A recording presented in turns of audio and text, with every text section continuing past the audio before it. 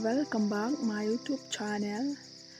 Kanungut na pedang jong pi ki bakwa ban kran pareng lada don pej kane ka jinghi kai English to kasi lada pyo sngal jong muntoy na kane ka video wanam klan ban share lem cheki perlok lane hayang sam jong pi wanam klan ro ban like share and subscribe ya kane ka channel ala ngene pej ya kane ka jinghi kai.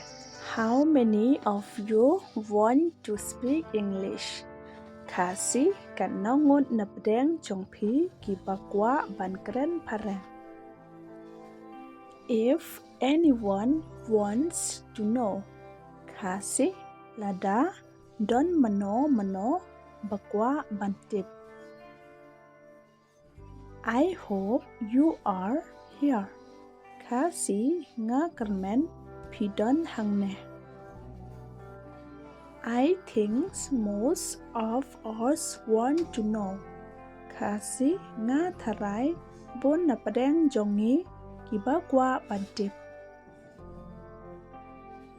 Inform your friends and family if they want to know.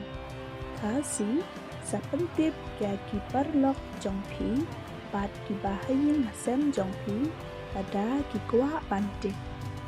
I'm willing to help you. Kasi nga kloy ban yarap yapi.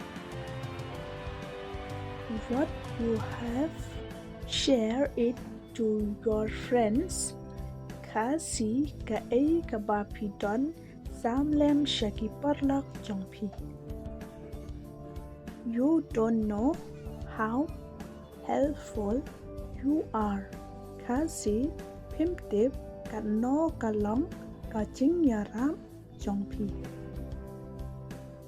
This is not the first time for me. Kasi kane kamday kasin banangkong yanga. Where are you going today? Kasi shano pinlet manta kasngi. I'm going to walk. Kasi ngan letre. Where do you walk? Kasi shano pitre. I work in an office. Kasi ngatre ha office. I thought you are free today. Kasi nga dangmot pi lightboard manta kasngi. You need help. Kasi hidan kam jing yarap. Yes, I need help you. Kasi haoy nga don kam jing yarap. Okay, tell me your problems. Kasi toyatu yanga ya kaching jongpi. I need some things to buy, but I don't have money right now.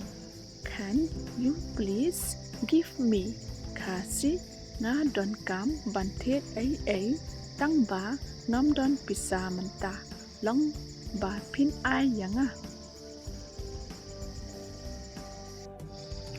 Yes, why not? How much? Kasi haoy balay omlong kan no. 500 is okay. Kasi sans pa ka la biang. Yes, I will give. It's tomorrow. Kasi haoy ngan sa ay yapi la shay. It's okay. We have to help each others. Kasi lele ngi haban yarap. Iway ya iway. But don't take advantage of my kindness. Kasi tang ba wat chim kabo ya kaching pa jonga. Everything you said was true. Kasi ki baro kabapi ong kalong kabashisha. Sometimes when I need people, they refuse to help me. Kasi teng teng haba nga don kam ya kipriu kikentan ban yarap yanga. But when they need me, I used to help them. Kasi Henry haba kidon kam yanga ngasya yarap yaki. Thank you for watching. Don't forget like, share and subscribe. See you in the next video. Bye.